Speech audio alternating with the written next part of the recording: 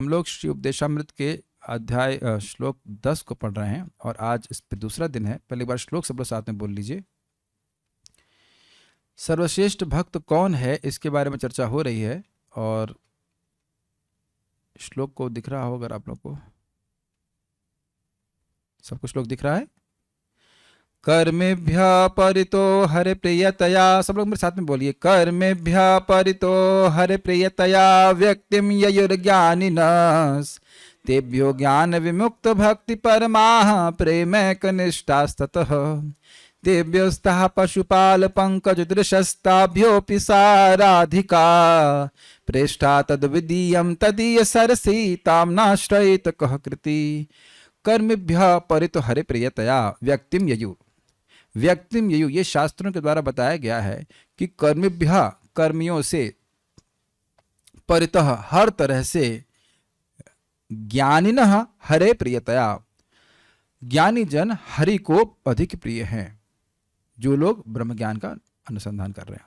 तेभ्यो उन ज्ञानियों से भी जो तीनों गुणों की अवस्था को पार कर चुके हैं, ज्ञान विमुक्त भक्ति परमा जो भगवान की भक्ति को प्राप्त हैं, ज्ञान से विमुक्त होकर के, ज्ञान के प्रयास को छोड़ करके भगवान की भक्ति ही करते हैं, सनक आदि, वह और अधिक प्रिय हैं। प्रेम एक निष्ठा ततः, तथा मतलब उनसे जो एक निष्ठ है प्रेम में वो और अधिक प्रिय, जैसे कि नारद जी आदि, इनको प्रेम प्राप्त है।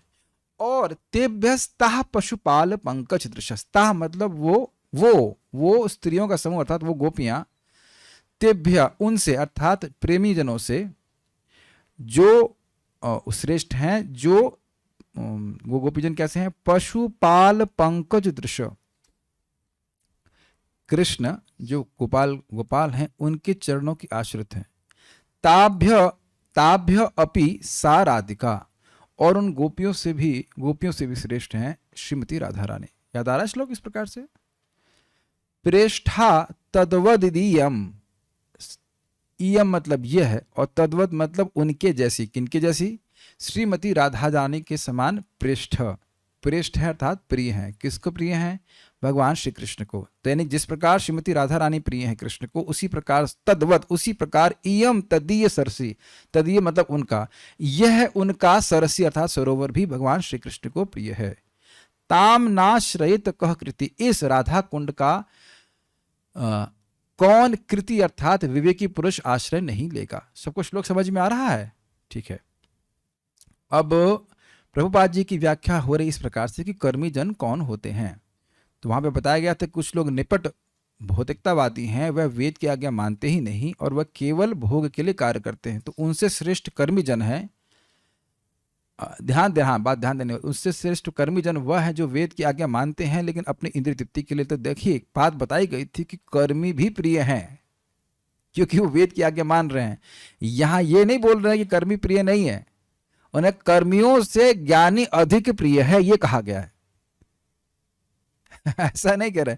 अब केवल फैक्ट्री में आदमी काम कर रहा है तो वह तो वेद आज्ञा के अनुसार नहीं है और केवल इंद्रिय तृप्ति के लिए व्यक्ति काम कर रहा है, तो ये सब गड़बड़ है। लेकिन कर्मी जन यज्ञ कर्मकांड आदि किया करते थे तो वेद की आज्ञा पालन करने के कारण भगवान को प्रिय हैं क्योंकि वेद की आज्ञा मान रहे हैं। लेकिन उनसे प्रिय ज्ञानी है क्योंकि ज्ञानियों ने भोग छोड़ दिए हैं, वह ब्रह्म ज्ञान का अनुसंधान कर रहे हैं। तो शायद श्लोक ग्रिप में होगा और बात आई थी। अब इस पर प्रभुपाद जी ने बहुत सुंदर श्लोक कोट किया था श्रीमद् भागवतम से।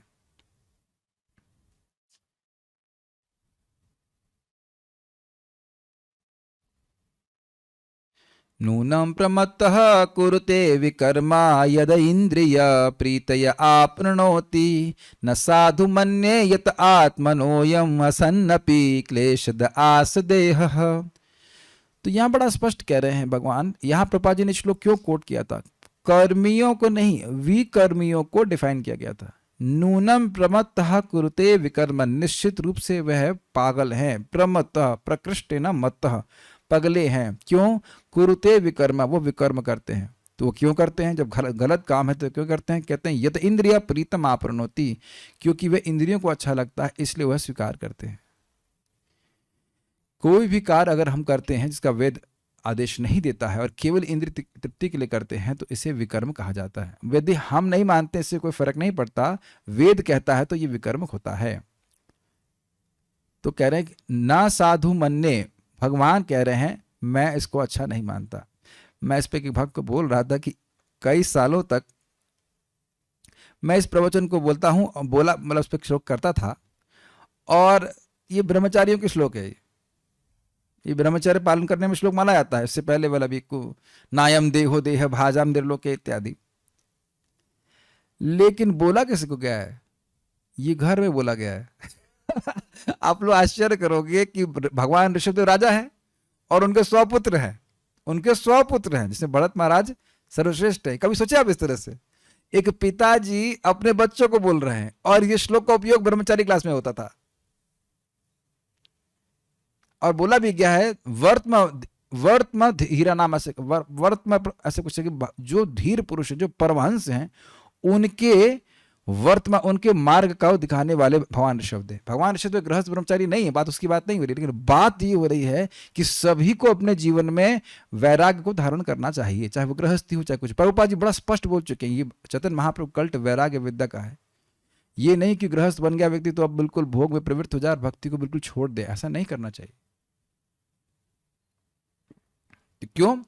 कह रहे हैं न साधु मन्ने यत आत्मनोयम, मैं इसको सही नहीं मानता। क्यों? क्योंकि जो आत्मा है अयम असन्नपि, इसके लिए जो देह है जो है ये असन है। असन मतलब असत, मतलब बहुत दिन नहीं रहने वाला, टेम्परेरी। तो अरे जब तक है तब तक सुख दे रहा होगा ना, क्लेशद आसते है। ये आत्मा कैसी आत्मा है, जरा विचार कीजिए। हमारा स्वरूप क्या है, जरा बता सकते हैं आप लोग? 3 गुण क्या है आत्मा के? सत, चिद और आनंद। ठीक, तो शब्द देखिए यहाँ पे असन। असन मतलब असत, असत मतलब हमेशा नहीं रहने वाला, विपरीत। हाँ, और आनंद का विपरीत हो गया क्लेश, और देह कहने का अर्थ हो गया कि ये अज्ञानमय है। देखने कितना सुंदर श्लोक है। हमारे देह में कौन सा ज्ञान है? किसी, please raise your hand if your body has some knowledge in hand of itself. स्वतः स्फूर्त ज्ञान कहीं है? हमारे हाथ को, हमारे पेट को, लीवर अपने से बोलना शुरू कर दे, अरे मैं फैटी हो रहा हूं, ये नहीं बोलता है। तो दिखा रहा है कि जो आत्मा स्वरूपता सच्चिदानंद है उसको यह फंसा रहा है। ये देह दुख देने के लिए दिया गया है। तो क्यों दिया गया है? कोई बता सकते हैं क्यों दिया गया है? बहुत इजी आंसर है। क्यों दिया गया है देह? Very good. अब आप देखिए, अब सुनते सुनते आप अच्छा बोल रहे हैं, बिल्कुल सही। क्योंकि हम भौतिक जगत में प्रभुता जताने जाते हैं। मैं पूछूं, 1 मिनट माइक दीजिए हलादनी माता जी को। मैं मजाक का प्रश्न कर रहा हूँ, बुरा मत बन। आप यहाँ क्यों बैठी हैं? भगवत गीता सुन, वो सॉरी, हाँ, कथा सुनने के लिए। अगर सिंपल कहें, क्योंकि हम बैठे रहना चाहते हैं।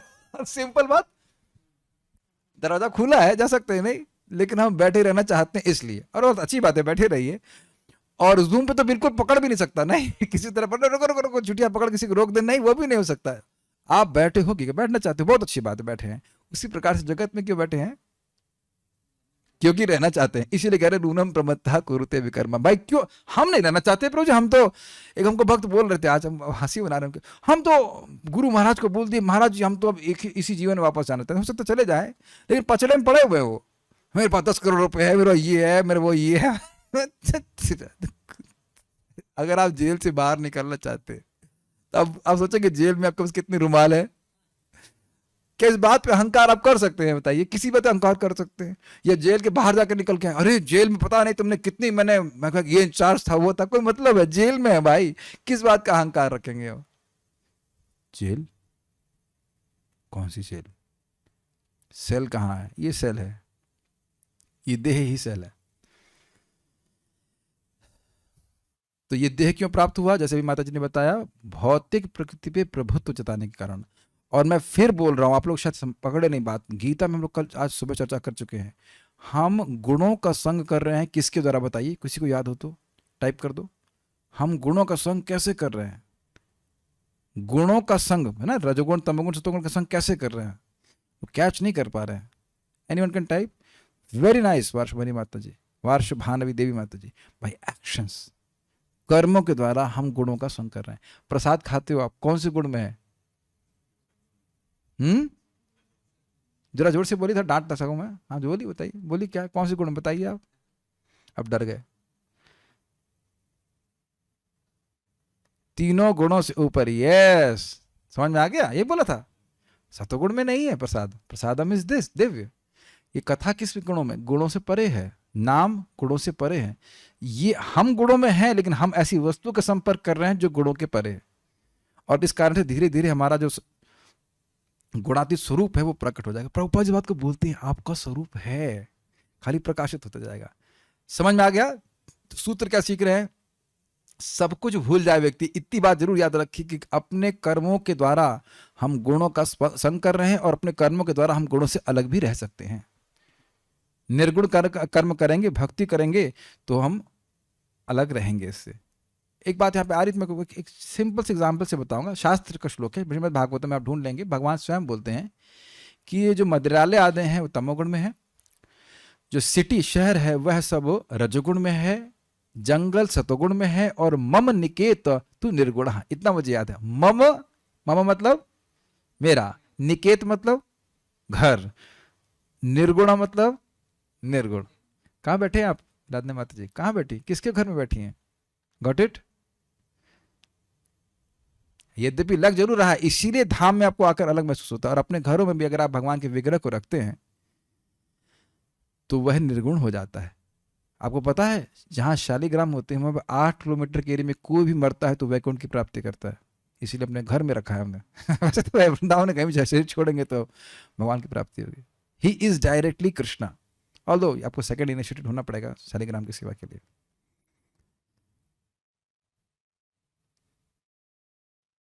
भाई आप बोल रहा हूं तो थोड़ा सा आगे बहुत सुंदर बात मन में आ रही है।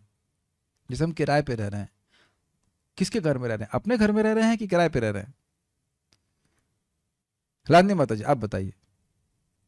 मैं अपने बारे में पूछ रहा हूं, आपसे पूछ रहा हूं, आपका क्या परसेप्शन? मैं अपने घर में रह रहा हूं कि किराए पे रह रहा नहीं, हूं? किराए के घर में। Very good. बुरा बात, प्रश्न पूरा नहीं हुआ अभी। हाँ, मकान मालिक कुछ परेशान कर रहा है हमको? हाँ बिल्कुल। नहीं कर रहा है, कुछ हम डिस्टर्ब नहीं कर रहे। तो अब असली मकान मालिक को, भगवान श्री कृष्ण को वहां बिठा दिया जाए और ये माना जाए कि इन बॉस के अंडर हम सेवा कर रहे हैं, इनके लिए खा रहे हैं, पिला रहे हैं। ये सभी के घर में हो सकता है। चाहे आपने मकान खुद का भी खरीद दिया, खुद का तो कुछ है नहीं, तो माना जाए कि कृष्ण भगवान है। याद है आपके घर में मैं आया था, तुमने कहा अरे इतना सुंदर ऑल्टर है, यहाँ पे रखो राधा श्याम सुंदर को। देखा था आपको भाव चेंज हुआ था?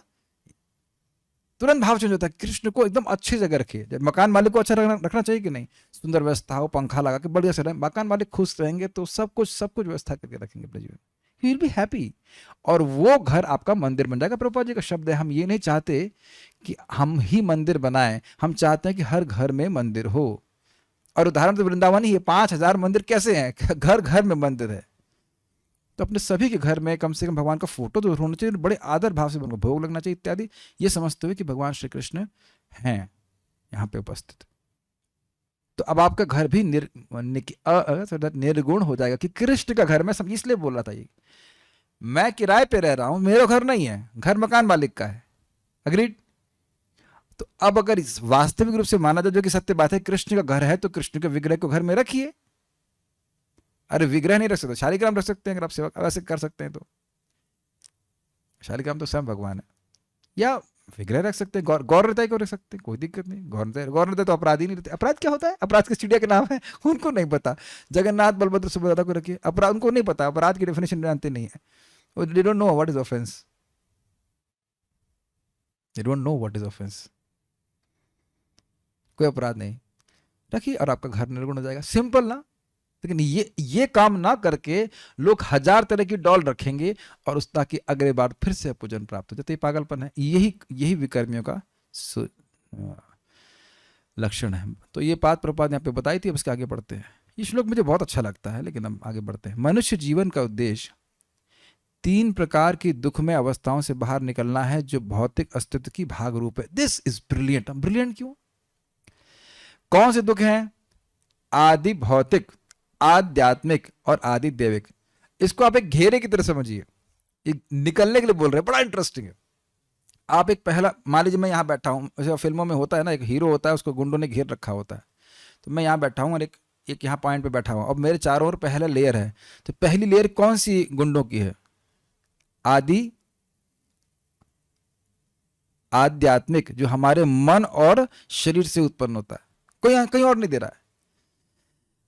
फिर दूसरा लेयर है आदि भौतिक ना, भौतिक जो आसपास लोग हैं आप तो भक्त हैं, मैं वैसे बोल रहा हूँ, सामान्यतः लोग वो कष्ट देने के लिए आए। वो हमारे पास, भारत बड़ा अच्छा बोलते हैं कि जगत में जो भौतिकतावादी लोग आपके पास है, चाहे किसी रूप में हो, रिश्तेदार हो चाहे कुछ भी हो, वो आपको सुख देने के लिए जन्म नहीं लिए हैं। हमारे जन्म मतलब आपको सुख देने के लिए पास में नहीं है, वो कष्ट देने के लिए आए हैं। जैसे मान लीजिए मच्छर आपके पास आता है तो वो आपका मसाज करने नहीं आया है पपी लेने नहीं आया, वो खून पीने ही आया है। और उसको कोई ये संवेदना नहीं होती है कि अगर वो नीडल मारता नीडल मारता है तो आपको दर्द होगा। ठीक, नेक्स्ट लेयर क्या है, लेयर कह लीजिए, सर्कल क्या है, आदि दैविक, जो हमारे कंट्रोल में है नहीं, कि ऊपर से बरसात हो जाती है, कुछ भी आता है। तो अब आप बताइए कि अगर हम 3 घेरों में घिरे हुए हैं तो उससे बचेंगे कैसे, कैसे बाहर निकलेंगे? तो आप बिल्कुल सर हिला रहे, नहीं नहीं नहीं। हाँ, आपने देखा होगा राजेश खन्ना पुरानी फिल्मों की बात है, बस वो उल्टा दिखा देते हैं, यहाँ घेरा हुआ है लेकिन ये ऊपर ऐसे गुलाटी मार करके ऊपर चढ़ के भाग जाता है। ये मको मजाक की बात नहीं बता रहे, चैतन्य चरण प्रभु उदाहरण को दे रहे थे। तो ये जैसे ही हमारी चेतना शरीर की धारणा से ऊपर उठ जाएगी तो ये क्लेश हमको नहीं सताएंगे। इसीलिए श्रीमद् भागवतम कहती है तापत्रय उन्मूलनम। और दूसरे एंगल से देखें कि ये दुख प्राप्त क्यों हो रहे हैं। कृष्ण भूलिया जीव अनादिर बहिर्मुख अतएव मायादेश तार संसार दुख। ये सब याद हो रहे हैं श्लोक? नहीं, कृष्ण से भूल करके अनादिकाल से जीव बहिर्मुख है, हमें कृष्ण से कोई मतलब नहीं है, इसलिए माया दुख दे रही है। अच्छा, अब आप ये बताइए, भौतिकतावादी जीवन जो हम जी रहे थे उसमें जो क्लेश थे, क्या उतने ही क्लेश आपको भक्ति में भी कर आने के बाद अनुभव हो रहा है? जब मैं ये प्रश्न कर रहा हूं इसलिए ताकि आपकी श्रद्धा बड़ी स्ट्रांग हो जाए, क्या उतने ही दुख आप अनुभव कर रहे हो जो आप भक्ति कर रहे हो? क्योंकि भक्ति का एक गुण है क्लेशाग्नि। क्लेशाग्नि, क्लेश की अग्नि नहीं, क्लेशाग्न। अग्न मतलब मारने वाला, क्लेश को समाप्त करने वाला। तो ये अनुभव हो रहा है आप लोगों को अभी भी? ये साधना भक्ति की बात कर रहे हैं, प्रेम भक्ति की बात नहीं कर रहे। साधना भक्ति का भी ये गुण है कि व्यक्ति को उसके क्लेशों को शांत करने लगता है। और आप देख रहे हैं कि इसका, ये प्लीज कैच कीजिए इस बात को, बहुत सिंपल बातें, बहुत गंभीर बातें हैं। क्लेश का कारण हमारी भौतिक इच्छा है। क्या सभी लोग को स्वीकृत है ये बात? क्लेश का कारण भौतिक इच्छा है। मैं भक्त से बात कर रहा था कि जिस घर में मैं रह रहा हूं वो बहुत छोटा है कंपेयर टू जो हमारा महल वहां पे लखनऊ में था। लेकिन महल में, राज्य में बहुत परेशान करने वाले लोग थे, कभी सुख मिला ही नहीं किसी के लिए, कांस्टेंट दुख दुख दुख दुख दुख। और छोटे घर में भी शांति से भक्ति में जीवन जी रहा हूं तो कोई कठिनाई नहीं है। मैंने अपनी माँ को भी देखा, वो जितने रूम में रह रही थी उससे बड़ा हमारा घर में किचन था लखनऊ में। और फिर भी जब भी वहां जाके कोई भी बाहर से भी व्यक्ति आता तो उसको अनुभव होता कि यहाँ बहुत शांति है। वो खुद भी खुश रहते थे क्योंकि भक्ति करते थे। आप मेरी बात समझ पा रहे हैं? इस चीज को बिल्कुल इस क्लास से लेके जाइएगा साथ में कि जितना हम कृष्ण से विमुख होंगे उतना ही हमको माया दुख देगी। ये हमारे कंट्रोल में नहीं है कि इन टापों को हम रोक सकें। ये माया के द्वारा व्यवस्था किया गया है, ये देह माया के द्वारा दिया गया है, ये मन माया के द्वारा दिया गया है। Is it okay? और आसपास जो फील्डिंग लगाई गई है, जो सेटिंग की गई है हमको दुख देने के लिए, वह भी हैं लोग दुखी करने वाले। और उसके बाद आगे जो देवता भी, सब माया की सृष्टि है और वो इसीलिए हमें दुख दे रही हैं कि हम भगवान से बहिर्मुख हैं। तो अब आप समझ गए कि अगर भगवान के शरणागत होकर चलेंगे तो बहुत सुखमय जीवन हो जाएगा। दूसरी बात, यहाँ जो प्रभुपाद कह रहे हैं कि मनुष्य जीवन का उद्देश्य 3 प्रकार की दुखमय अवस्थाओं से बाहर निकलना है। यह नहीं सोचना चाहिए कि ये जो 3 क्लेश हैं केवल मनुष्यों के लिए, केवल मनुष्यों के लिए हैं, ये सभी जीवों के लिए है। और ये कभी नहीं भूलना चाहिए कि इस जगत में किसी भी व्यवस्था से हम इन दुखों को निवृत्त नहीं कर सकते। भगवान बहुत अच्छे रियलाइजेशन दे रहे हैं कि मेरे को आंखों से दिख रहा है कैसे लोग परेशान थे। एक व्यक्ति बहुत ज्यादा जोर से बोल रहे थे और मेरे को इतनी जोर से बोल रहे थे, हमने कहा आप शांत हो। नहीं, मेरी आवाज इतनी जोर से है, मैं प्रभु जी मैं मन में बहुत शांत हूं, भले मेरी आवाज बहुत जोर से है लेकिन मैं मन में बहुत शांति का अनुभव कर रहा हूं। हमने कहा ऐसा होता है शांत? मैं बड़े आराम से उनसे बात कर रहा था, हमने कहा इतना जोर से आप बोल रहे हैं नहीं मेरी आवाज ऐसी है लेकिन लगता है लेकिन मेरे मन में जो शांति का अनुभव कर। फिर बाद में बोले नहीं पहले जितना अशांत था उससे कम अशांत तू। हमने कहा ये बात बोलिए, ये मत बोले कि आप समुद्र की तरह शांत है, परेशान है ना। अगर मैं तो केवल ड्रामा कर रहा था, अगर वाकई मैं चीख रहा हूं ऐसे, तो क्या मैं परेशान नहीं हूं? माय डियर डिवोटीज, ये बात समझ लीजिए सब लोग, धन से सुख नहीं आता। It is just not related. धन एक आवश्यकता है, लेकिन मैंने एकदम, मुझे कोई डी कन्विंस नहीं कर सकता समझ। मैं देख मेरे सामने लोग परेशान है, मुक्का मुक्की कर रहे हैं, मैंने किस लिए? None of our arrangements can diminish even a bit of this sufferings. ये बात समझ लेना चाहिए। हमारी भौतिक व्यवस्था से ये दुख कभी नहीं जाने वाले, क्योंकि हमारी व्यवस्था से दुख से सेट नहीं किए गए हैं, ये किए गए हैं माया के द्वारा। और क्यों क्यों किए गए हैं? क्योंकि हम भगवान से विमुख हैं। बहुत इंपॉर्टेंट बात है। दूसरी बात, जो भौतिक अस्तित्व का भाग रूप है, बड़ा इंटरेस्टिंग पॉइंट है। इसका क्या मतलब है? इसका मतलब ये है कि अगर देह प्राप्त किया तो दुख को अवॉइड नहीं कर सकते, कष्ट को अवॉइड नहीं कर सकते। अब एक और कठिनाई यह है कि हम लोग अगर किसी को बोलो तो कहते हैं कष्ट भोगने में दिक्कत क्या है, ये तो जीवन का एक भाग है। लेकिन वो ये नहीं समझ पा रहे कि ये भौतिक जीवन का भाग है या आध्यात्मिक जीवन का भाग है नहीं। हम तो कल्पना ही नहीं कर सकते कि वैकुंठ का शरीर कैसा होगा। काश हम सभी को भगवान एक क्षण के लिए वैकुंठ का सुख दे दें, फिर आप कभी नहीं कहोगे कि व्हाट। एक छोटी सी बात बताऊं, निमि महाराज को का शरीर छूट गया था, शाप शप हो गया था, तो उनको बोला वापस क्या चाहते हो, वापस शरीर में आना चाहते? कहते नहीं मैं नहीं आना चाहता, बहुत दुख है इसमें। तो खाली हमारे पलकों पर वो निवास करते हैं, वो इसीलिए उनको निमिष बोलते हैं। निमिष, आंखों पे हम पलक झपकाते हैं, तो वो निमि महाराज के। We just don't know how much we are suffering. हम लोग इतने अभ्यस्त हो गए हैं, इसलिए समझ नहीं पाते। इसलिए आप ये कभी मत बोलना कि ये बात हमको पता है। चलिए मैं क्विज लेता हूं। सुबह से आपने सोचा कभी कि मनुष्य जीवन का उद्देश्य 3 प्रकार की दुखमय अवस्थाओं को बाहर निकलना है? हम क्या करते हैं? जो समस्या दी जाती है उसको टेम्परेली सॉल्व करने का प्रयास करते हैं। जैसे किसी को फोड़ा निकल जाए तो उसमें हल्का सा क्रीम लगा के चला जाता है। स्पेशली खुजली की प्रॉब्लम होती है तो हल्का क्रीम लगा के समाप्त करते नहीं, खुजली जाती नहीं है। मैं फिर से रिपीट कर रहा हूं, हम लोग प्राय इन समस्याओं का क्या बोलेंगे, टेम्परेरी स्टॉप गैप इंग्लिश में कहते हैं, तत्काल उस समय के काल के अनुसार कुछ सोल्यूशन था उसको सॉल्व कर लेते हैं। लेकिन हम ये नहीं समझ पाते हैं कि एक और समस्या आगे लाइन में है। इसी को जीवन संघर्ष कह रहे हैं। समझ रहे हैं बात को? गर्मी है, एसी चला लिया, लेकिन क्या गर्मी लगना ही बंद हो जाएगी? भगवान अरे इनको तो दुख लग रहा है, इनको एसी का बिल देना पड़ रहा है, ऐसा करता मैं गर्मी ही बंद कर दूं। ऐसा तो नहीं होता। जाड़े में कंबल पहन लिया था, ठीक है बस। This point has to be understood कि हमें भगवान के पास जाना। ये बात तो समझते नहीं। दुर्भाग्यवश सकाम कर्मी धन कमाने तथा ये न के न प्रकारेण क्षणिक भौतिक सुख सुविधा पाने के पीछे पागल हुए रहते हैं। अतएव वे निम्न योनियों में पतित होने का संकट मोल लेते हैं। दुर्भाग्यवश, क्या दुर्भाग्य है? भाग्य मिला है। सकाम कर्मी का मतलब इंसान है ना, जीव से हरे कृष्ण बोल सकता है कि नहीं? लेकिन नहीं बोलेगा। ये है दुर्भाग्य। Is it okay?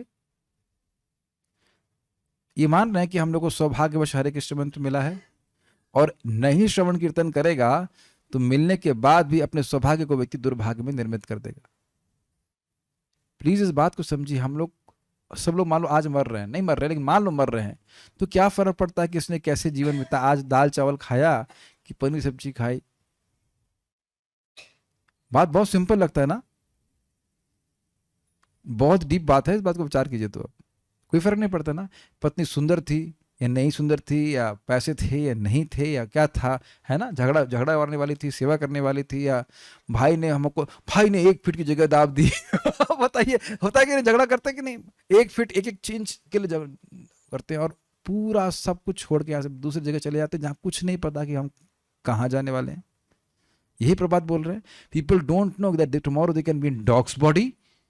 लोग समझ नहीं रहे कि ऐसा कार्य कर रहे जिससे अगले जन्म में कुत्ते, अगले जन्म नहीं कल कुत्ता बन जाए। क्या खतरनाक नहीं है? बताइए।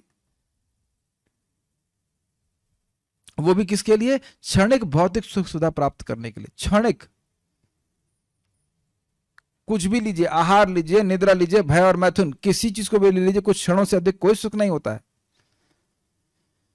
नहीं नहीं प्रभु जी 6 घंटे सोते हैं, अरे सोने का सुख क्या, बस फ्रेश हो गया, सोना ही पड़ता है, क्या कर सकते हैं। लेकिन है तो क्षणिक ही ना। खाना बनाने में जितना समय लगता है उतना खाना खाने में तो नहीं लगता है। और 5-6 कौर शुरुआत के अच्छे लगते हैं, बाद में तो पेट भरता है आदमी। इसके लिए सब कुछ स्पिरिचुअलाइज होना चाहिए। You should sleep for Krishna, should eat for Krishna, like that.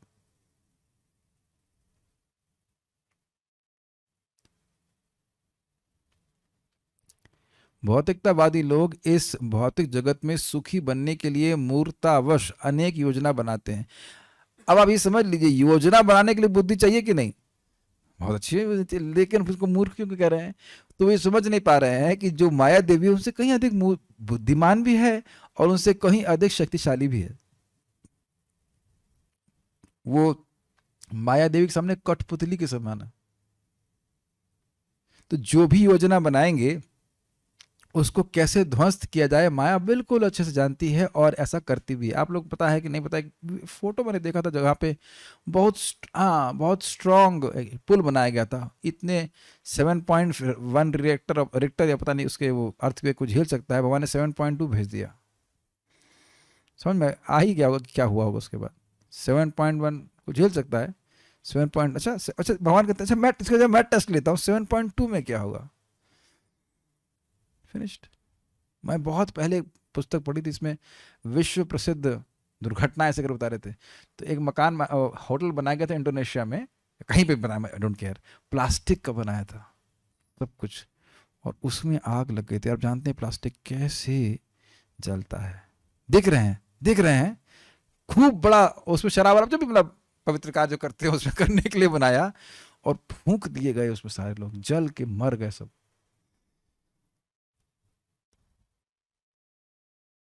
Very very. हम बार बार इस बात को रिपीट करते रहेंगे। प्रभुपाद जी अपने तात्पर्य में भी इस बात को रिपीट कर रहे हैं, क्योंकि हमारे अंदर भूलने की बहुत प्रवृत्ति है। इस जगत में किसी भौतिक अरेंजमेंट से व्यक्ति सुखी नहीं हो सकता। जितना ज्यादा प्रयास करेगा प्रभुत्व जिताने का, वो उतना ही उसमें लिप्त होता है। जैसे दलदल में जितना प्रयास निकलने का करता है अपनी क्षमता से, उतना वो और धंसता है। जो बाहर से रस्सी होती है उसको पकड़ेगा तो बाहर निकलेगा। रस्सी है हरे कृष्णा कृष्ण कृष्णा हरे हरे, हरे राम राम राम हरे हरे। इसलिए भक्तों का कर्तव्य है कि लोगों को एजुकेट करें इस बारे में कि कैसे दूसरा आध्यात्मिक जगत है और वहां पे हम जाकर खुशी हो सकते हैं। Otherwise we are simply wasting our time here in any situation we are. वे यह नहीं सोचते कि उन्हें कुछ ही वर्ष जीवित रहना है। कितने लोगों के चार्ट में आयु लंबी बताई गई है? आपके? मेरी? हाँ, पता नहीं कि है 150-200 साल 150-200 साल। 40 सेकेंड, मेरी 40 सेकेंड बाकी है ब्रह्मा जी के रेफरेंस में। 81 बोल रहे हैं तो पता नहीं कितने दिन जिएंगे। मुझे लग रहा है ओहो उतना लंबा जीवन मैं कैसे जीऊंगा, अब तक तो भगवान ने चला दिया, आगे कैसे चलेगा, इत्यादि इत्यादि चिंता कर रहे हैं ना 40 सेकंड के लिए। किसी को लगा कि 40 साल कैसे बीत गए साइंस से? जो लोग भी 40 साल के हो गए या 20 के हो गए, एक वक्त बोले थे हम तो भी 21 के हैं। अच्छा,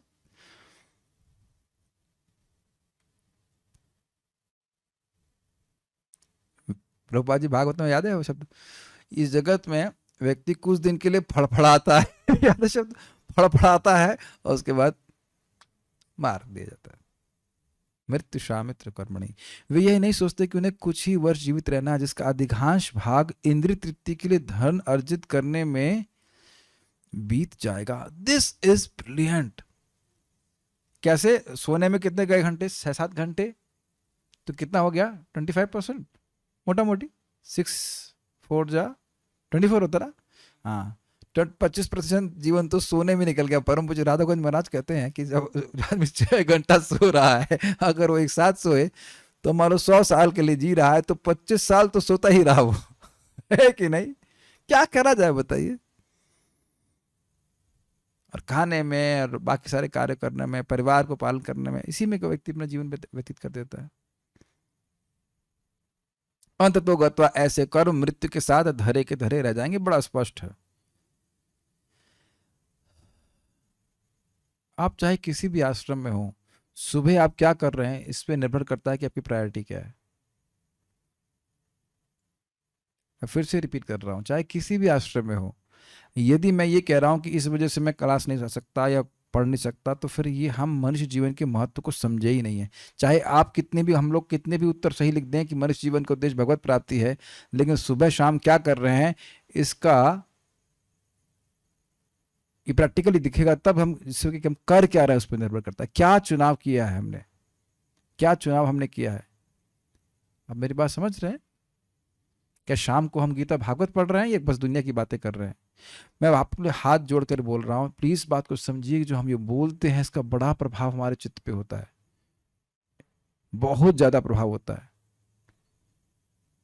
बहुत ज्यादा प्रभाव होता है। चाहे व्यक्ति कुछ भी, कहीं पे भी, किसी भी अवस्था में हो, तो पॉजिटिव प्रभाव ये है कृष्ण कथा। कृष्ण कथा, जितना कृष्ण कथा करेंगे उतना ही कृष्ण भावना भावित हो जाएंगे। Will be coloured, our consciousness will be coloured by this Krishna talks. मैं समझा पा रहा हूं? हमारी जो चेतना है वो रंग जाएगी कृष्ण कथा से, इस श्रवण के माध्यम से।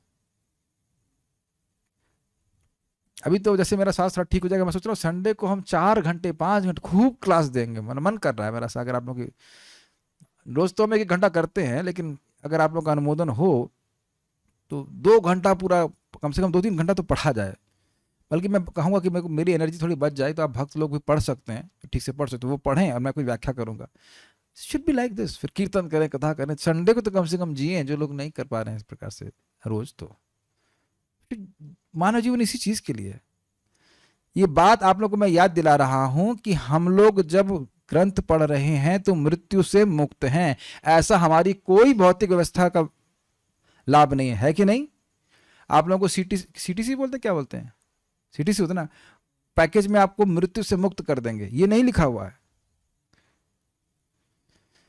अंततो गत्वा ऐसे कर्म मृत्यु के साथ धरे के धरे रह जाएंगे। मृत्यु सर्व हरश्चाहम उद्भवश्च भविष्यताम। मृत्यु के रूप में मैं सब कुछ छीन लूंगा। ये बात भगवान की कृपा से मुझे कभी नहीं भूलती। एवरी डे बोलने से मेरे को बड़ा लाभ होता है। रोज याद रहता है कि आज आखिरी दिन है। रोज इतना भगवान ने इस प्रोग्राम की हुई है, और ये आप लोगों का सहयोग है कि आप लोग श्रवण करने के लिए आते हैं, तो आप लोग को सुनाने के चक्कर में मुझे भी सुनाई पड़ ही जाता है कि आज कल हमारा आखिरी दिन हो सकता है। मैं हमेशा भक्तों को बोला करता हूं, देखो सुबह उठ के माला सबसे पहले करो। नहीं पूरा कर पाए तो क्या कर रहे थे? माला कर रहे थे तो गए भगवान के पास, 8 माला पे हैं, मर गए तो भगवान के पास गए। और अगर 16 माला पूरी करी तब तो भगवान के पास जाओगे। वो सबसे ज्यादा सेफ सिचुएशन है। किसी को बचाना है तो पहले वे बोले कि आप 16 माला कीजिए। आज भक्त को खाना बनाना था तो हमने कहा नहीं, आपका 16 नहीं हुआ, आप बीमार थे, आप पहले 16 करो, तब तक हम खाना बना देंगे, कोई दिक्कत नहीं।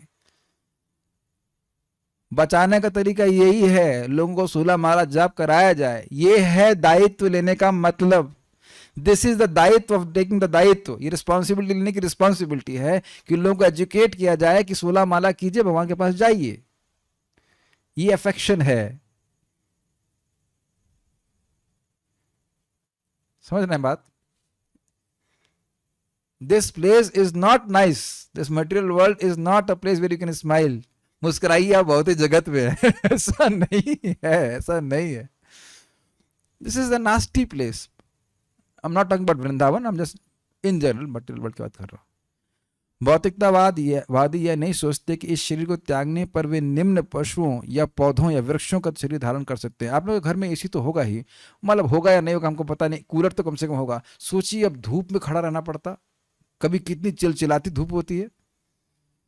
अभी कुछ दिन पहले तो थी ना, आज थोड़ा कुछ ठंडा था। और फिर बारिश में ही बहुत सुंदर बात मुकुंद दत्त प्रभु कह रहे थे, सुनिए इस बात को, जबरदस्त बोलते हैं वक्त लोग। इमेजिन कि सब कुछ अपने हमें मुख से करना। आप ऐसा एक्सपेरिमेंट करो, मैं भी जाकर करके देखता हूं कि घर जाना, ये क्लास समाप्त होने के बाद एक पशु की तरह हाथ आगे कर देना और पाँव ऐसे कर देना और फिर सारे काम अपने मुख से करने के लिए प्रयास कीजिएगा। This will be too much ना। थोड़ा आधा घंटे का ड्रिल हो जाए कि भाई पशु बनने से क्या होता है। आप लोगों को हंसी आ रही है, लेकिन ये हो सकता है ना, इंसानों के संग भी हो रहा है। हर चीज मुख से करनी पड़ रही है। अब देखा ना, कुत्ता अपने घाव को भी मुख से चाटता है, उसका सामर्थ्य नहीं कि दवा लगा सके। काफी स्ट्राइकिंग है, लग रहा है ना स्ट्राइकिंग। जब मैंने उन्हें सुना ये बात, उनको बहुत स्ट्राइकिंग लगी। तिर्यक तो बोले, तिर्यक मतलब पशु तिरछे चलते हैं जो। वेरी इंटरेस्टिंग ना। पानी पी के देखा जाए, केवल हाथ बांध दिए जाए। क्या कुछ असहायता का अनुभव कर रहे हैं? अभी हाथ दिया है ताकि माला से हम लोग जप कर सके, भागवत पढ़ सके, मृदंग बजा सके भगवान के लिए। उसका उपयोग होना चाहिए कि नहीं? कोनु राजन इंद्रियवान मुकुंद चरणाम्बुजम न भजेत सर्वतो मृत्यु उपास्य अमरोत्तम। ऐसा कौन होगा जो इंद्रियवान अर्थात मनुष्य की इंद्रियों से युक्त हो।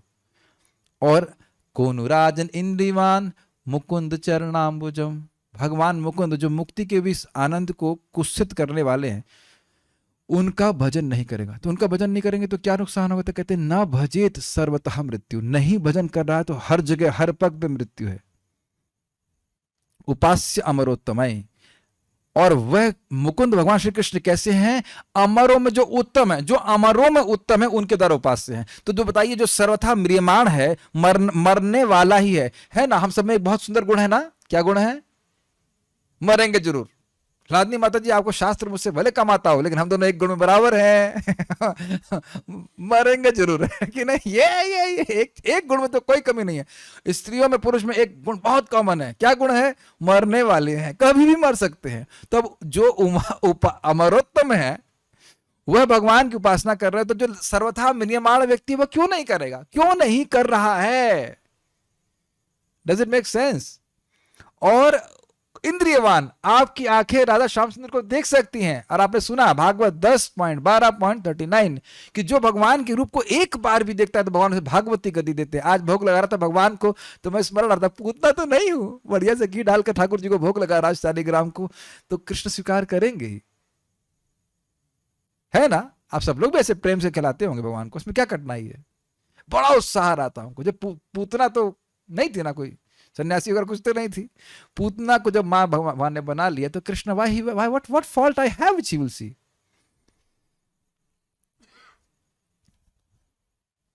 बहुत सुंदर बात है।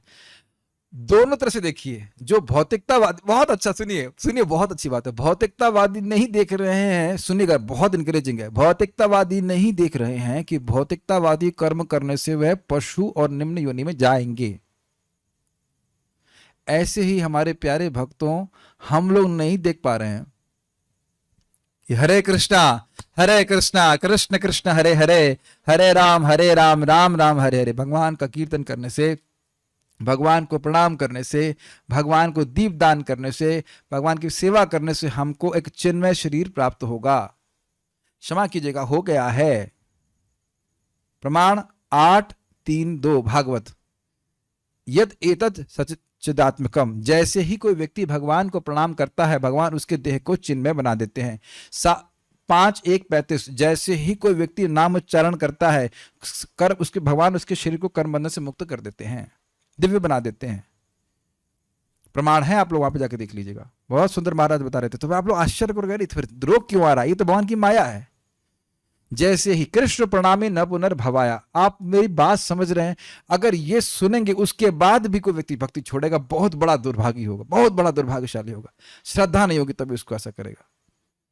आप लोग मेरी बात समझ रहे हैं? शैलेश शुक्ला माता ji, do you know you are going to become associate of supreme lord? What, me? आप सोच सकते हैं, लेकिन ये कोई विरोध है? कोई काटने वाली बात है? जैसे भौतिकतावादी व्यक्ति अपनी इंद्रियों को भोग में लगा करके नहीं समझ रहा है कि वह पशु बनेगा, तो क्या वह नहीं समझने से उससे फर्क पड़ता है? और इसको तो समझ नहीं आ रहा, इसको पशु नहीं बनाया जाएगा, क्या ऐसा वो बोल सकता है?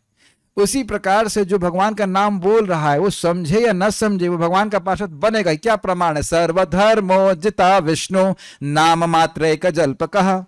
सुखे न ताम गतिम यान्ति न ताम सर्वे भी धार्मिका। भूलना मत कभी श्लोक को, कितना सुंदर पद्म पुराण का श्लोक है कि सारे धर्मों को छोड़ दिया है, बाकी कुछ कर पाए या ना कर पाए, लेकिन भगवान नाम, विष्णु नाम मात्र का जल्प, केवल भगवान विष्णु का, कृष्ण का नाम बोल रहा है। जल्प मतलब बोल रहा है, Krishna Krishna, little Krishna, something like that, something. मजाक में भी कृष्णा कृष्णा कृष्णा कृष्णा, सर्वेश, कुछ भी, सर्वेश कृष्ण, कुछ भी नाम बोल रहा है, प्रेम कृष्णा, एनीथिंग, राम कृष्णा, कुछ भी नाम बोल रहा है, किसी तरह से भी। हराम खोर ये भी बोल रहा है, ऑफिशियल भक्तों की गाली, हराम हराम, ठीक है, कुछ भी राम आ रहा है किसी तरह से। एक भक्त को हमने बोला व्याभिचारी, इंग्लिश में लिखा था व्याभि, मजाक में बोला था, आप व्याभिचारी ब्रह्मचारी। अरे वो मैं मजाक को बोल रहा था, सुबह उठा नहीं तो हमने कहा आप व्याभिचारी ब्रह्मचारी, तो VYA व्याभिचा CHARI, तो उसने कहा देखो इसमें हरि है, इंग्लिश में लिखेंगे ना व्याभिच प्लस HARI। हमने कहा वाह हरि, अच्छे बुद्धिमान व्यक्ति, उन्होंने कहा इसमें हरि तो है कम से कम, आपने गाली अच्छी दी, व्याभिचारी हरि। हिंदी में नहीं आया, इंग्लिश में लिखेंगे तो व्याभिचा हरि CHARI। तो किसी तरह से हरि नाम बोल रहा है तो वह भगवान के पास जरूर जाएगा, जरूर जाएगा, जरूर जाएगा, यद्यपि उसको समझ में नहीं आ रहा। बस इसीलिए बार बार हमको श्रवण कीर्तन शाम को करना है, ताकि सुबह के लिए हम पूरी तरह उत्साहित रहे। हरे कृष्णा कृष्ण कृष्ण हरे हरे, हरे राम राम राम हरे। एक बात पूछ रहे व्याभिचारी का अर्थ क्या था? व्याभिचार मतलब गलत काम करना, ब्रह्मचारी मतलब जो इंद्रियों को संयमित करता है, व्याभिचारी मतलब जो गलत काम कर रहा है, पर स्त्री गमन इत्यादि कर रहा है। अरे वो हमने खाली मजाक में बोला था उसको, ऐसा नहीं था कि सीरियसली बोल रहे। ये बोला गया है कि कोई ब्रह्मचारी अगर सुबह नहीं उठता है तो वो अवैध स्त्री संघ के बराबर। ये सीरियस पॉइंट था, लेकिन हम सब मजाक में बोल रहे थे, तुम सुबह उठ नहीं पाते हो कैसे ब्रह्मचारी हो। वो हमारा मित्र था तो हमसे मजाक कर रहे थे, उसने मजाक में इसमें हरि तो आपने बोला कम से कम, व्याभिचा बोला हरि उसमें है ना, इंग्लिश में से आ जाएगा। एक बहुत हमारे अच्छे भक्त हैं अनुपम कृष्ण प्रभु, होडल से हैं, तो उनको होडल में एक महाराज जी हैं, बहुत अच्छे संत हैं, वो भी दीक्षा देते हैं ऐसे करके। तो उन्होंने ब्रजभाषा में बोला, तय को पता है कि तू क्या कर रहा है तुमको पता है कि तुम क्या कर रहे हो? हाँ हरे कृष्णा कर रहे हैं। अरे तय को पता है तू क्या कर रहा है बड़े उत्साह से बोला, तुमको पता है कि तुम क्या कर रहे हो? हाँ हरे कृष्णा कर। अरे तो मतलब ब्रजभाषा, तुम जो है इससे भगवान के पार्षद बन जाओगे। और हमको दुख लगा, हमको थोड़ा सा दुख लगा। हमारे बड़े प्रिय गॉड ब्रदर हैं, उनका 9 माला बाकी था, रात में आए थे मेरे पास, कल फिर किसी तरह से मैं भाला मार करके माला करवाया। हमने कहा 2 बजे उठा करके, उसके बाद फिर वहाँ संस्थान में चले गए, वहाँ फिर उनकी 5 माला रहेगी। उस संस्थान की गलती है कि पता नहीं उनकी खुद की गलती है, वो समझ नहीं रहे हैं कि शुद्ध भक्त का आश्रय प्राप्त हुआ। मैं समझाया गुरु महाराज शुद्ध भक्त है, शुद्ध भक्त का आश्रय प्राप्त है, प्रभुपाद जी का आश्रय प्राप्त है, और कोई मुश्किल बात भी तो नहीं बोले, 16 राउंड तो करने के लिए बोल रहे हैं, क्यों नहीं सुबह कर लेते हो? ये सब खाली बहानेबाजी है। अब कोई जिंदगी में नहीं मुझसे कह सकता प्रभु जी आप तो ब्रह्मचारी आश्रम में अकेले पड़े तो आप कर सकते हो और हम नहीं कर सकते। ये सब अब है ना, कोई है माइक कला जो बोल सके ऐसा? कोई है इधर? नहीं बोल सकता ना, क्योंकि मैं देखा हूं कि गए गृहस्थ भक्त 2:30 बजे उठ गए थे गोभी बेचने के लिए, हर साल उठते हैं। तो ये कुछ मत कहना कि मेरे घर में काम होता है, ये होता है, वो होता है, हम इसके लिए नहीं कर सकते, सब बकवास है। बस इसी बात पे विश्वास नहीं है कि हम भगवान के धाम पे चलेंगे। प्रभुपाद बड़ा स्पष्ट कहते हैं, जैसे सूर्य चंद्रमा को देखते हो, है ना सूर्य चंद्रमा, ऐसे वैकुंठ है, और इसी वैकुंठ में हमेशा के लिए चले जाओगे तो उसी को प्रणाम करो। Is it not? दृष्टा स्पृष्टा तथा ध्याता कीर्तिता नमिता स्तुता रोपिता सेविता नित्यम पूजिता तुलसी शुभा नवधा तुलसी देवीं ये भजन्ति दिने दिने युग कोटि सहस्राणि ते वसंति हरि गृह। करोड़ों युग अर्थात हमेशा हमेशा के लिए तुम भगवान हरि के यहाँ पे निवास करोगे। जैसे सिंपल थिंग ना, भगवान तुलसी देव को सामने रख करके जप करना, उनको प्रणाम करना, ये असीमित लाभ देने वाली चीज है। मुझे हमेशा महाराज की बात याद आती है, परम पूज्य राधा गोविंद महाराज कहते हैं, जब एक ही नाम का अनंत लाभ है तो 16 माला करने वाला क्यों भगवान के पास नहीं चला जाएगा? भक्तों मेरी बात मानिए, मेरी बात नहीं मानी। 6.2.9 चक्रवर्ती पाद कहते हैं, एक ही नाम जीव को वैकुंठ ले जाने के लिए समर्थ है। वो बस उनका स्वभाव ऐसा है कि थोड़ा टाइम दिखाते हैं। भगवान का स्वभाव ऐसा है, भगवान के नाम का स्वभाव ऐसा है कि कुछ समय प्रतीक्षा कराते हैं, नहीं तो एक ही नाम आपको भगवान के पास ले जाने में पूरी तरह समर्थ है, पूरी तरह 100 सारी शक्तियां भगवान लगा रखी। हमको बहुत अच्छा लग रहा है ये बात, हम उसको व्यतिरेक में देख रहे हैं कि उन लोग को पता नहीं कि निम्नतर योनि में जा रहे हैं और भक्त लोग बेचारे हरे कृष्णा कर रहे हैं, क्या सी बड़ी बात है। We are ordinary people with an extraordinary process of chanting Hare Krishna. इस तरह उनके सारे कार्य जीवन के उद्देश्य को पराजित करने वाले होते हैं। ये सब श्रील प्रभुपाद जी भागवतम से बोलते हैं, पराभवस्तावद बोध जातो यावन्न जिज्ञासतमात्म तत्वम। उस व्यक्ति को तब तक पराभव अर्थात हार प्राप्त होती रहती है जब तक वह आत्म तत्व की जिज्ञासा नहीं करता कि मैं कौन हूं। और आत्म तत्व का अर्थ भी परमात्म तत्व, भगवान कौन है, उनसे मेरा क्या संबंध है और उसके अनुसार मुझे कैसे कार्य करना चाहिए। आप लोग भगवान को भोग लगा रहे हैं तो क्यों लगा रहे हैं, यही समझते हुए ना कि आप कृष्ण के सेवक हैं, आपका हमारा कर्तव्य है कृष्ण को भोग लगाना। ये जब तक नहीं पता है, और चाहे कितना भी पैसे वाला व्यक्ति हो, उसको पराभव प्राप्त हो गया। Is that okay? वे न केवल अज्ञानी के रूप में उत्पन्न होते हैं, अपितु अज्ञान के धरातल पर यह सोचते हुए कर्म भी करते हैं कि वे गगनचुंबी इमारतों, बड़ी बड़ी मोटर कारों, सम्मानीय पदों आदि के रूप में भौतिक लाभ भी प्राप्त कर रहे हैं। व्हाट अ ब्रिलियंट तात्पर्य, क्या तात्पर्य प्रभुपाद जी ने दिया है। अज्ञानी के रूप में पैदा होते हैं, क्या मतलब है उसका? बेटा बोलो पापा, पॉपो पॉपो। बचपन से ही अज्ञान की ही शुरुआत। ये नहीं बोलता ना, बोलो बोलो बेटा राम। किसके यहां बोला है बताओ? पापा का असली नाम तो बताते नहीं, झूठा वाला पापा, पापा। मम्मी, मम्मी का नाम बताया? राधा। बोलो बेटा राधा। हमारे ग्रुप में राधा माता जी हैं, तो उनको तो ठीक बोला गया, पता नहीं राधा राधा बोला गया होगा जब तक, तो ठीक है। राधा राधा तो ठीक है, तो वो भी अपना नाम बोलेंगे, बेटा तुम्हारा नाम क्या है? राधा। हाँ तो ठीक है। लेकिन अब अगर नहीं बोला गया तो टोटल अज्ञान में ना। बेटा हमारे बच्चे हो, पापा कौन है? बेटा पापा का नाम बताओ। व्हाटएवर ये हमारे पापा है। अज्ञान की ट्रेनिंग है कि नहीं बताओ?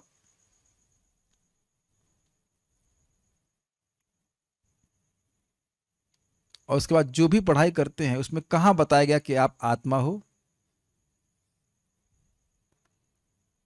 देख रहे हैं हमारे संग कितना धोखा हो रहा है। कोई भी ऐसा, हमारी सारी शक्ति को उन सब चीजों में लगवाया जा रहा है जिसका हमारे से कोई संबंध नहीं है। वैसे बहुत अच्छी बात मेरे को जहन में आती, चित्त में आती कि यद्यपि मैं अज्ञान में जन्म लिया, लेकिन मैं अज्ञान में मरने के लिए बाध्य नहीं हूं। सब लोगों को एकदम क्षत्रिय भावना में रहना चाहिए इसमें कि मैं, माया ने जरूर मुझे अज्ञान में डाला हुआ था, मैं अज्ञान में जन्म लिया, लेकिन अब मैं अज्ञान में नहीं हूं, न मैं रहने के लिए तैयार हूं। मैं किसी भी माया के किसी भी चीज से दबने वाला नहीं। Make sense to you? कि भाई तुम तो, अरे भाई तुम तो गृहस्थ हो, कहां तुम जाप करोगे, कहां क्लास में जाओगे? आप लोगों को पता है, हमको भक्त बता रहे थे, वो जो आजकल कोई सेमिनार कुछ ट्यूटोरियल कर रहे थे, 5-5, 6-6 घंटा वो नॉन स्टॉप क्लास होती है। तो गृहस्थी तो कर रहे हैं, क्या सब ब्रह्मचारी पहुंच गए वहां पे? माया इसी प्रकार से हमारे गले फंदा डालती, तुमसे नहीं होगा, तुम नहीं जा सकते। बाकी लोग भले चले, तुम्हारी तो स्थिति इतनी खराब है कि तुम ठीक नहीं हो सकते, इस जन्म में तो ठीक नहीं हो सकते ना, ना नहीं हो सकते। इस तरह से माया प्रीचिंग करती। अरे देह का भी तरफ ध्यान रखो, देह पे भी देखो ध्यान। मान रहे कि तुम देह नहीं हो, लेकिन देह पे ध्यान नहीं रखोगे, ये बड़ा कष्ट है सुबह उठने में, इत्यादि इत्यादि।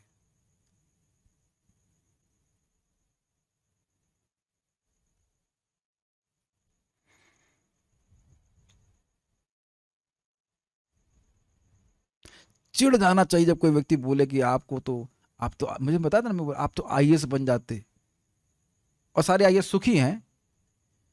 कोई कोई गा रहा है आईएएस, बताइए, शाम को रोज खाने का टाइम है।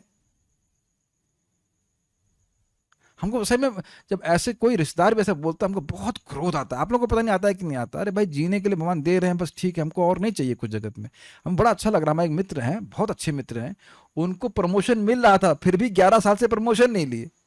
हम जहाँ है ठीक है, हमें और हेडेक नहीं चाहिए। अब ऐसे ही बहुत हेडेक है और नहीं बढ़ाना है। किसी भी व्यवस्था से हम सुखी नहीं हो सकते हैं। ना तो कोई व्यवस्था यहाँ पे इटर्नल है। वे ये नहीं जानते कि अगले जन्म में वे पतित होंगे और उनके सारे कार्यकलाप उनके पराभव या पराजय स्वरूप होंगे। Is it okay? This is brilliant ना। जिन जिन चीजों को मैंने अपनी जीत मानी है, यस यस, ये हो गया, वो हो गया, वो सारी चीज हमारे नीचे बोलते नेस, और नीचे चला गया, और नीचे गया, और नीचे गया, I am going down, yes yes yes, is it not? यही बोल रहे हैं ना।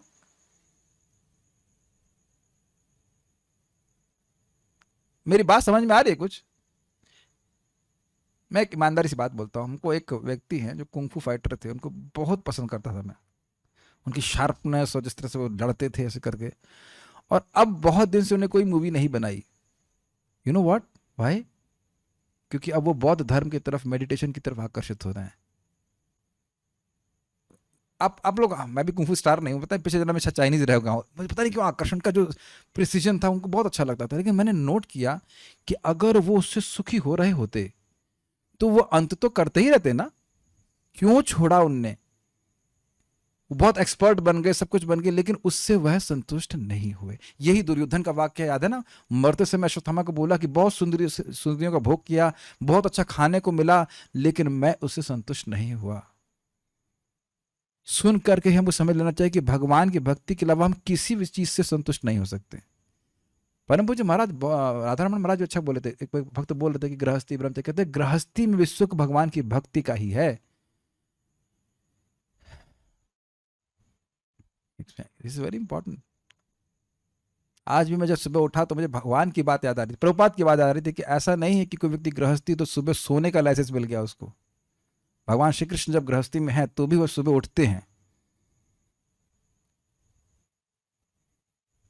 There is no scope for that कि सबको हम भजन के है केवल ब्रह्मचारी करना, सबको भक्ति करनी है, भगवान के पास पहुंचना है। एक बात सोचिए आप, बस हम इसको बोलकर फिर आप रुकते हैं। हम सब लोग मान लो जेल में है, मान लो हैं सब जेल में, और तैयारी चल रही है कि बाहर निकलना है या निकलना या जो भी है, सब कुछ किया, जेल के बाहर नहीं निकल पाए तो हार हो गई ना हमारे प्लान की। या एक और एग्जाम्पल आप ले लीजिए, घर में खाना बनाते हैं, दाल बना रहे हैं, कुछ मान लो हलवा बना रहे हैं, सब कुछ कर रहे हैं, और अंत में हलवा ही फूक गया तो वो आपके बाकी प्रयासों का क्या मतलब हुआ? अग्रीड? तो इस प्रकार से जगत में बहुत प्रसिद्धि लिया, बहुत पैसा कमाया, कुछ किया, लेकिन जगत के बाहर नहीं निकल पाया तो उसकी हार हो गई कि नहीं?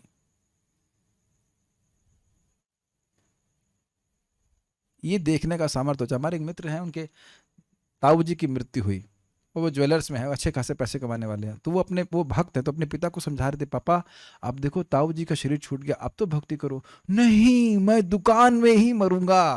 अब वो कुछ समय पहले वो कैंसर से मर गए।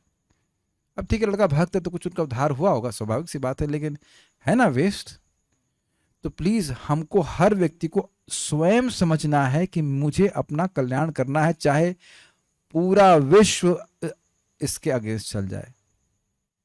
और जब मैं शरीर छोड़ूंगा तो मेरे इस पराभव को मेरे साथी, मेरे परिवार वाले कुछ भी किसी तरह से सहायता नहीं कर सकते हैं। जो मैं साथ में लेके जाऊंगा वो मेरा कर्म है, और अगर भगवान के लिए किया गया है तो वह निश्चित रूप से भगवान के धाम की प्राप्ति कराने वाला है। एक दो लाइन इसके संबंध में है, पढ़ के फिर हम लोग जाते हैं। यही श्रीमद् भागवतम का निर्णय है, पराभवस्तावदबोध जाता। अब इसके बाद प्रभुपाद जी यहाँ पे बोल रहे हैं, श्लोक है, पराभवस्तावदबोध जाता यावन जिज्ञास्तमात्म तत्वम। तब तक व्यक्ति का जीवन व्यर्थ जा रहा है जब तक वह आत्म तत्व की जिज्ञासा नहीं करता। तो अभी तक प्रभुपाद जी ने कर्मियों विकर्मियों का वर्णन किया है। अब वह प्रभुपाद थीम चेंज करेंगे, अब ज्ञानियों का वर्णन करेंगे जो समझ गए कि इस जगत में दुख है और वे आत्म तत्व की जिज्ञासा करते हैं। तो उसको हम लोग कल सुनेंगे। चैट में कुछ प्रश्न है तो क्या? ओके, कहाँ से कोई प्रश्न नहीं है। बहुत बहुत धन्यवाद। यहाँ पे रुकेंगे, बस पारायण करके रुक जाएंगे। श्री उपदेशामृत ग्रंथ की जय। श्रील रूप गोस्वामी प्रभुपाद की जय। निताई गौर प्रेमानंदे।